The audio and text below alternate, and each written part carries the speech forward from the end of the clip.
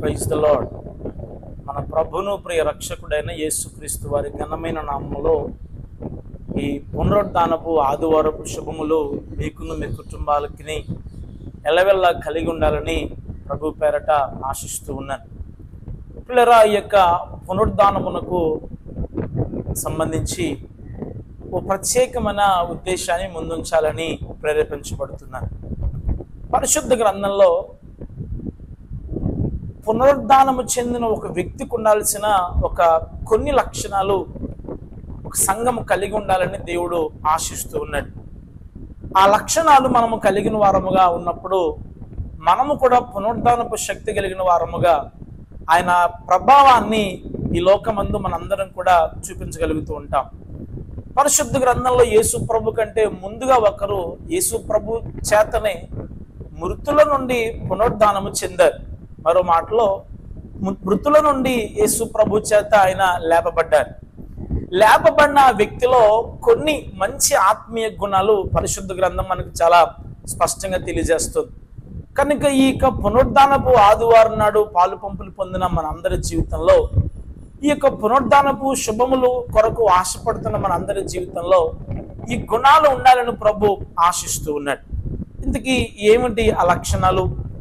పునరుద్ధానము చెందిన ఒక వ్యక్తికి ఉండాల్సిన కొన్ని శ్రేష్టమైన లక్షణాలు ఏమిటి అని కనుక చూస్తే, యోహాను సువార్త 12వ అధ్యాయం 1వ వచనంలో మనం గమనించినట్లయితే, కాబట్టి యేసు తాను మృతులలో నుండి లేపిన లాజరు అని దేవుని వాక్యము అధ్యాయం ఎలాగో ఆరంభిస్తుంది. మృతులలో నుండి లేచిన తర్వాత లాజరులో కొన్ని శ్రేష్టమైన గుణాలు ఉన్నాయి. ఈరోజు పాపమనే ఈ మృతమైనటువంటి ఈ లోకములో నుండి, ఈ లోకమనే మృతతుల్యమైనటువంటి లోకములో నుండి క్రీస్తుతో కూడా లేపబడిన వారమైతే, మనము కూడా పునరుద్ధానమును నొందిన వారమైతే ఈ లక్షణాలు కూడా మనలో ఖచ్చితంగా ఉండాలి.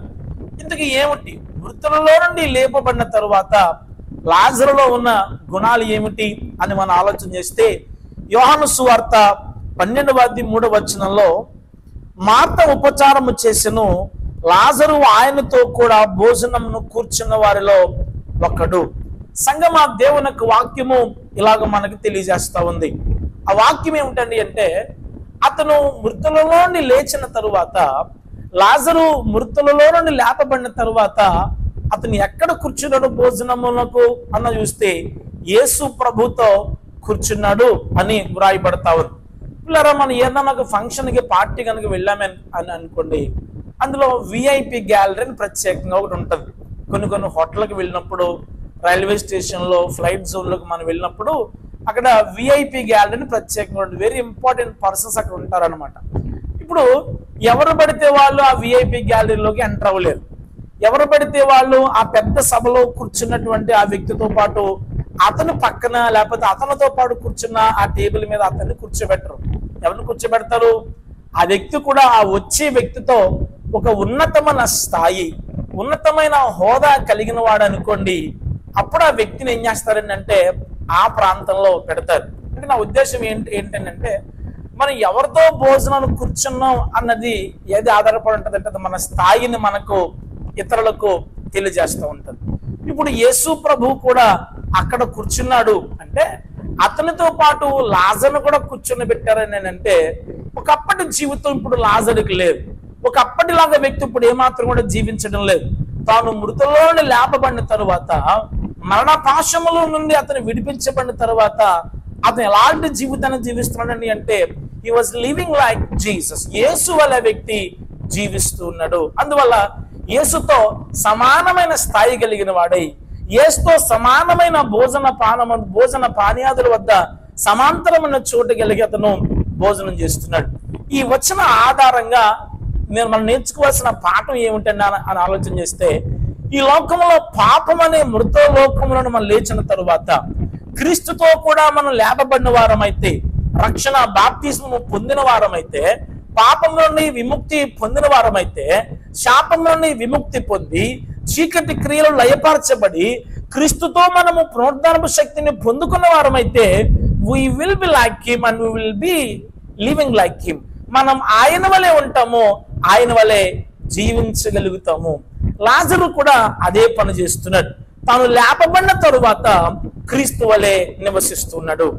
ఈ పునరుద్ధానపు ఆదివారంలో పాలు పంపులు పొందిన ప్రియమైన దైవ జనాంగమా, ప్రత్యేకంగా ఈ యొక్క పునరుద్ధాన దినాన్ని ఏదో ఒక పండుగలా ఆచరిస్తున్న ప్రియమైన దేవుని సంఘమా, ఈరోజు కూర్చున్న నా జీవితంలో, మన అందరి జీవితంలో ఈ పాపమును విడిచిపెట్టి క్రీస్తు వలె జీవించే జీవితాన్ని, ఈ పునరుద్ధానాన్ని కలిగి ఉండాలని ప్రభు వాంఛిస్తూ ఉన్నాడు. యేసు ప్రభు ఏం కోరుకున్నా నీ వద్ద నుంచి అంటే, సమాధుల మీద వద్దకు వెళ్ళి సమాధులను అలంకరించమని దేవుడు కోరుకోవడం లేదు, లేదా ఒక ప్రత్యేకమైన రిచువల్స్ లాగా దీన్ని చేయమని దేవుడు కోరుకోవడం లేదు, ఒక ఆచారంగా దీన్ని వ్యవహరించమని దేవుడు కోరుకోవడం లేదు. మరి ఏం కోరుతున్నాడు చెప్పన? ఆయన వలె మృతుల పునరుద్ధానం నుంచి లేచిన తరువాత లాజరు క్రీస్తుతో ఉన్నట్లు ఆయన వలె ఉన్న మనము ఈ పాపములోండి లేచిన తరువాత, మృతము అనే లోకములోంచి లేచిన తరువాత మనము ఆయన వలె ఉండువారముగా ఉండాలి. ఆయన వలె మనము జీవించువారంగా ఉండాలి. ఆయన వంటి మనస్తత్వాన్ని, ఆయన వంటి చూపులను, ఆయన వంటి మనస్తత్వాన్ని, ఆయన వంటి ఆలోచనలను, ఆయన వంటి తలంపులను కలిగి ఉండడమే ఈ పునరుద్ధాన పండుగలో ఆయన శక్తిని, ప్రభావాన్ని చూపించే వారముగా ఉండగలుగుతామని దేవుని యొక్క వాక్య పేరట మీకు మనవి చేస్తూ ఉన్నాను. మొదటిగా లాజరులో ఉన్న శ్రేష్టమైన గుణం ఏమిటంటే, అతడు క్రీస్తు వలె జీవిస్తున్నాడు, క్రీస్తుతో సమానమైన స్థాయిలో కూర్చున్నవాడు అని దేవుని యొక్క వాక్యం మనకు తెలియజేస్తుంది. రెండో సంగతి మీకు జ్ఞాపకం చేస్తాను.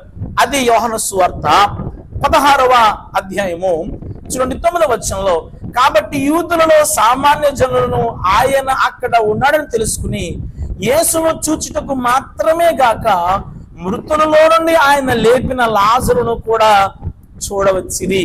విన్నారా? ఒకప్పుడు క్రీస్తుతో కూర్చున్న ఈ వ్యక్తిలో ఉన్న ఒకటిగా ఉన్న ఈ వ్యక్తి ఇప్పుడు రెండోదిగా అతను ఏం చేస్తున్నానంటే, he was attracting somebody for the Christ. క్రీస్తు కొరకు మరొకరిని ఆకర్షిస్తూ ఉన్నాడు. అందుకే ఎవరైతే వచ్చారో ఆ వచ్చిన వారు యేసును మాత్రమే కాక లాజరుని కూడా చూడడానికి వచ్చారు. అంటే మరి ఒకరిని క్రీస్తు కొరకు ఆకర్షిస్తూ ఉన్నాడు. ఈ రోజుల్లో చాలా మంది సెలబ్రిటీ హోదాను కోరుకుంటారు. మనతో పాటు ఫోటోలు దిగాలని, మన కోసం ప్రజలందరూ ఎదురు చూడాలని, మనం ఒక ప్రత్యేక స్థాయిలో ఉండాలి అని దేవుడు అని మనలో చాలా మంది ఆశిస్తూ ఉంటారు. గొప్పగా ఉండాలని, ఎక్కువ మంది ఫాలోవర్స్ సంపాదించాలని చాలా విపరీతమైన వాంఛను వారు కలిగిన వారుగా ఉంటారు. కానీ విషయం ఏంటి చెప్పనా, నీవు ఒక ఆకర్షితుడుగా ఉండాలి, వాస్తవమే. నువ్వు ఒకరిని ఆకర్షించేవాడు ఉండాలి, వాస్తవమే. అది ఎవరి కోసమై ఉండాలంటే నా కోసమై ఉండక క్రీస్తు కొరకు మనం ఒకరిని ఆకర్షించే వారముగా మనందరం ఉండాలి.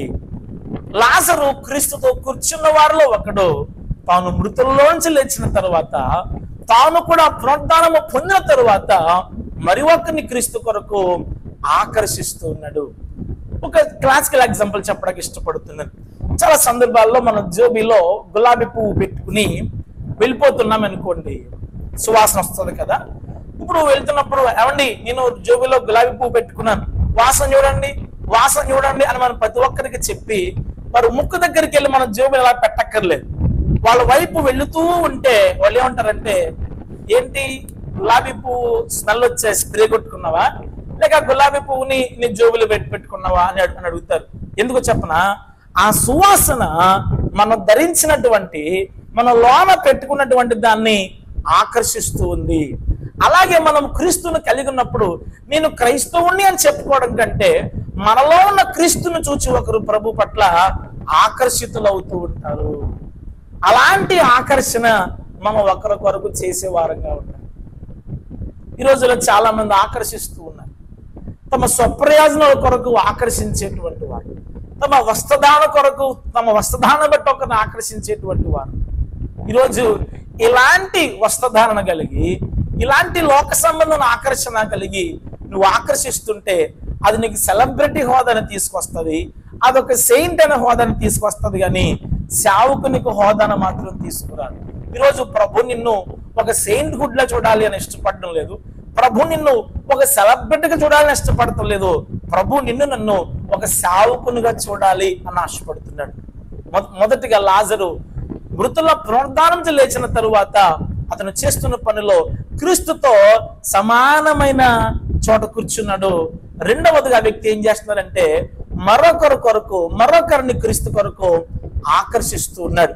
మూడో లక్షణం చెప్పడానికి ఇష్టపడుతున్నాను. చూడండి, అక్కడ వాక్యంలో 10వ వచనంలో, అతనిని బట్టి యూదులలో అనేకులు తమ వారిని విడిచి యేసునందు విశ్వాసముంచిరి. విన్నారా?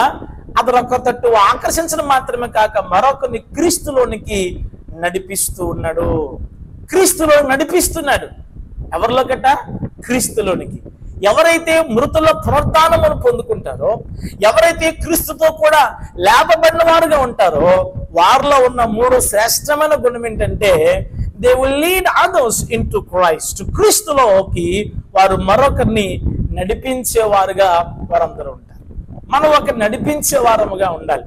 అమ్మా, చాలా మంది విశ్వాసుల స్వభావం ఎలా పనిచేస్తుందంటే, వాడు నడిపించకపోయినా పర్లేదు కానీ కనీసం పాడు చేయకుండా ఉంటే చాలు. నీ వల్ల వస్తున్న విశ్వాసాన్ని పాడు చేయకుండా ఉంటే చాలు. నీ వల్ల వస్తున్న కుటుంబాన్ని నాశనం చేయకుండా ఉంటే చాలు. కానీ ఈ సమాజం ఎంత దారుణంగా మారిపోయిందంటే, మన వల్ల సంఘానికి అభ్యంతరకరంగా ఉన్నప్పుడు, మన వల్ల మరొకరికి అయిష్టానుసారంగా మనం ఉంటున్నప్పుడు, మన వల్ల మరొకరి విశ్వాసం చెదరిపోతున్నప్పుడు, మారు మనసు పొందకుండా జీవిస్తుంటే దేవుని సేవకుడిగా తెలియజేస్తారన్నమాట. You and I need lead the people into Christ. క్రీస్తులకు మన అందరం కూడా నడిపించే వారముగా మన అందరూ ఉండాలి. తాను మృతులలో నుంచి లేచిన తరువాత క్రీస్తుతో సమానంగా కూర్చున్నాడు. మృతులలో లేచి పునరుద్ధానం పొందిన తరువాత క్రీస్తు కొరకు ఒకరిని ఆకర్షిస్తున్నాడు. మూడవదిగా, మృతులలో నుంచి తాను యేసు ప్రభువుతో లేపిన తరువాత అతను మరి ఒకరిని ప్రభువులోకి నడిపిస్తున్నాడు. ఈ పునరుద్ధానపు ఆదివారం నాడు ఈ పునరుద్ధాన శుభ సందేశం ద్వారా ప్రభు సేవకుడిగా మీ అందరికీ తెలియజేస్తున్నది ఏమంటే, పునరుద్ధానం పొందిన వారముగా మనందరూ ఉండాలి. క్రీస్తు పునరుద్ధానమును మనం జరుపుకోవడం మాత్రమే కాదు, మనము కూడా పునరుద్ధానమును అనుభవించే వారముగా మనందరూ ఉండాలి. ఈరోజు చాలా మంది క్రీస్తు పునరుద్ధానమును ఆచరించేవారుగా ఉన్నారు, క్రీస్తు పునరుద్ధానం బట్టి ఆనందించేవారుగా ఉన్నారు, కానీ క్రీస్తు పునరుద్ధానమును అనుభవించేవారుగా లేరు. ఈరోజు ప్రభు సేవకుడిగా క్రీస్తు పునరుద్ధానము అనుభవించిన ఈ లాజరు వలె మనము కూడా ఉండాలని ప్రభు ఆశిస్తూ ఉన్నాడు. అందునిమిత్తమే ఇటు ప్రభావాన్ని, ఇటు శక్తిని యేసు మనకు అనుగ్రహించడానికి ఈ లోకానికి వచ్చి రక్తాన్ని కాచి ప్రాణాన్ని పెట్టి సమాధిని చేయించి ఆయన మృతుల పునరుద్ధానం నుంచి పైకి లేచి ఆయన అంటున్నాడు, ఇలాంటి అనుభవంలోనికి నిన్ను నన్ను కూడా ఆహ్వానిస్తూ ఉన్నాడు. అందుకే ఆ తెల్లవారుజామున అందరూ వచ్చినప్పుడు the door of the sepulchre was removed. ఆ యొక్క సమాధికి అడ్డముగా పెట్టబడిన పెద్ద రాయి దొర్లించబడింది అని వాక్యంలో చూస్తున్నాం. అంటే చాలా మంది ఏమనుకుంటారంటే, ఈ మరియాలు అందరూ వస్తున్నారు కదా, మగ్దల మరి అందరూ వస్తున్నారు కదా, వారికి ఆ లోపల రావడానికి అవకాశం ఏమో అనుకుంటారు. వాస్తవానికి ఇది ఎందుకు తీయబడింది అంటే, యేసు ప్రభు బయటకు రావడానికో వాళ్ళ లోపల రావడానికో కాదు, సత్యమేంటో ప్రజలు తెలుసుకోవడానికి. సత్యమేంటో ప్రజలు తెలుసుకుని యేసు ప్రభు యొక్క ఖాళీ సమాధిని నేటి వరకు చూచి విశ్వాసమందు అసురులై ఉండక విశ్వాసమందు స్థిరులుగా ఉండడానికి the door of the sepulchre was removed. ఇట్టి పునరుద్ధానపు శక్తిలో నువ్వు అనుభవించగలుగుతున్నావా? ఈ పునరుద్ధానపు శక్తిని అనుభవిస్తూ దైవ దీవెనలు పొందుదాం. అట్టి కృప ఈ పునరుద్ధానపు ఆదివారం నాడు ప్రభు మనకు అందరికి దయచేయును గాక. ఆమేన్.